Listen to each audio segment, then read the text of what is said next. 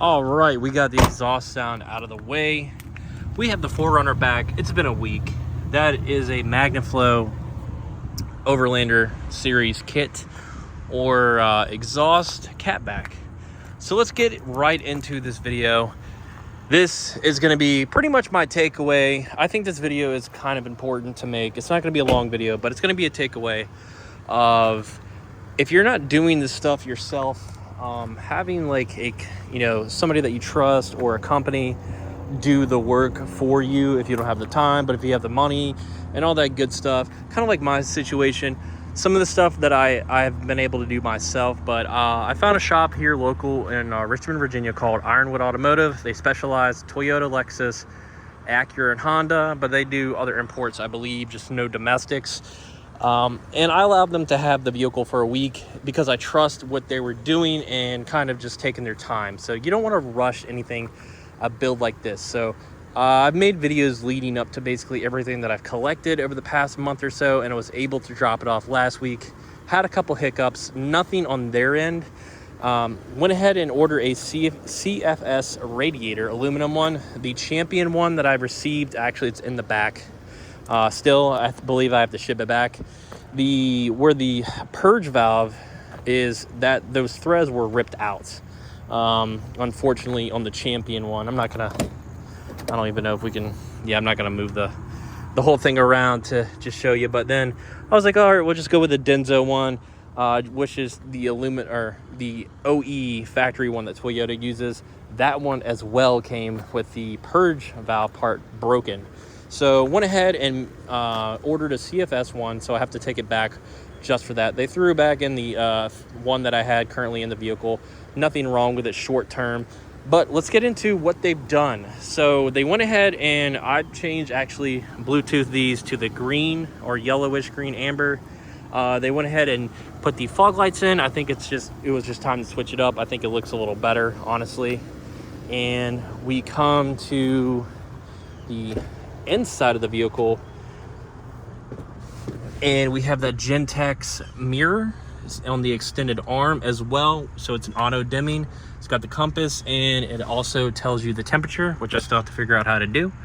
One of my favorite things like this, still operates as a sunglass holder, but these stickers are just here. I can always peel them off and put something there if I ever decide to add another thing to this. But we have your rear lights, which I'm going to turn on all of these, the roof lights, the hood lights, and the interior lights. So not everything is finished, but everything basically is like 90% done. So we're going to start at the front of the vehicle. And this is what I'm talking about, trusting somebody to do the work or a shop to do the work.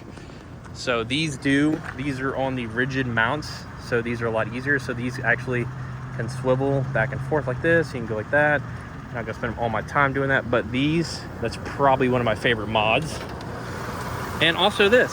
So this acts on this tapped right here, and then I can control it right there with that switch. So I can turn it off if I really want to, just kind of like an override.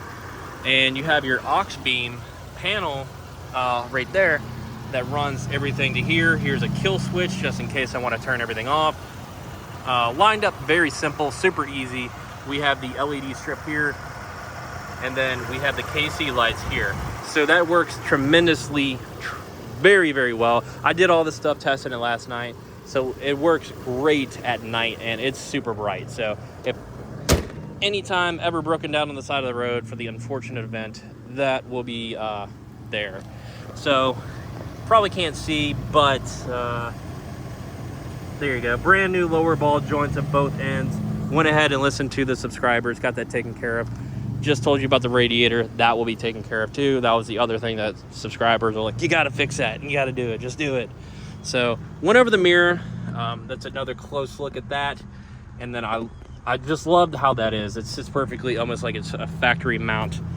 They still have to do the pack passenger phone charger thing, and this LED strip right here. I believe this just has to be fixed right here. I think the clip was broken, but I have extra ones, so always take it back. But this also lights up everything like here. So you can turn it red if you're like camping or something, or just kind of want a different color on a toggle switch, or just keep it like this, which I'll probably just honestly keep it like that. Yeah, it's at night, it's very, very bright. It helps out. Even when I'm sitting up there, I can see in the middle of the vehicle, anything like that. So all that. So I got everything here.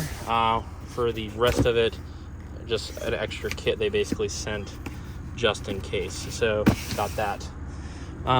Coming to the rear of the vehicle, we have the taillights, so I'll show those in a minute. So we have these are Snowbound Customs, and then we have this. So what they had to do was trim this a little bit. You can't really tell, but at the same time you can. I have the original factory spoiler, so this is a Snowbound Customs one. Again, I don't know why they don't make it to where you can do both, and then the hole is already cut, prefabricated to fit both. But this acts like the brake light, and then you have both these on. It is very bright, especially at night. It was raining all last night, which made it interesting to just kind of see everything. We went over the exhaust, and I'll show you the taillights of this thing. I love how the taillights, the turn signal, so I went ahead and updated this. There you go. Basically like the newer ones. I think it looks a lot cooler as well. Blends a little more. Kind of has a retro feel to it, but with the newer technology of like how the LEDs work, or how the LEDs work like the newer ones is what I'm trying to say. Apparently I can't say it, but that's what we got going on there. And there is how it looks without it. I think it adds really good styling. I haven't seen one around here that has the same taillights as me. So I guess I might be the first, which is cool, I guess. I don't know. So that is basically everything that I had done to the vehicle besides the MagnaFlow catback exhaust as well. And you might ask, why am I going to go with aluminum CSF radiator? I was going to go with a Koyo, but this is an automatic.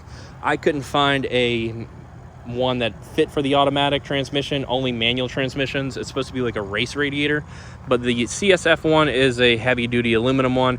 It's because the reason that I went ahead with the aluminum one, spent the money, is because the top part of the radiators on the OEs are plastic, and then that seems to react to the chemical of the coolant, I guess, and breaks down and just makes that coolant to the transmission cooler unless you mount a separate one. Doesn't really equal, I guess, like the best idea, if you want to put it that way. So we're gonna have that aluminum one. I've already purchased, went ahead and bought it. I can't even speak today. Through DNA High Performance, where I got a lot of the stuff actually for this vehicle and the Mustang. So that's what I kind of just want to talk about at the end of this video, or ending this video. People that you can always order from vendors, but I like to support the local smaller business like DNA High Performance. Definitely looks out for great pricing. They can basically get anything and everything, unless it's like something maybe private labeled to a certain company, or just not a big part that's just exclusive to somebody. So basically 90% of everything that I've gotten for both vehicles, I was able to get through them. And trusting Ironwood Automotive to do everything for this vehicle. They've done pretty good, man. I like it. I appreciate it. There you go. Got the even cops like this thing. But hell yeah. That doesn't sound that good, honestly, but yeah, so basically we're just going to end this video the last minute. We're going to wrap it up here. Ironwood Automotive did all the work on this vehicle, from the lights to the lift kit, except for the wheels and tires. I did that, and the skid plates underneath, I did all that myself as well, and just a few other things, small things. So it's just kind of hard to find nowadays people that you trust, and you know, a company that you can trust to deliver on a product if you're buying through them and you want to support. So both are small businesses, and I definitely support small business over big entities or corporate companies or whatever. You know, it's just really cool to see how far this thing has come along. Once those few things are tightened up or buttoned up, you know, it will be 100% complete. And I can't really think of anything else to do this vehicle besides maybe gears eventually, maybe some 488s. But yeah, that's gonna do it for this video, guys. I appreciate you stopping by to check out the rest of this 4Runner, and I will catch you guys later. Have a good one.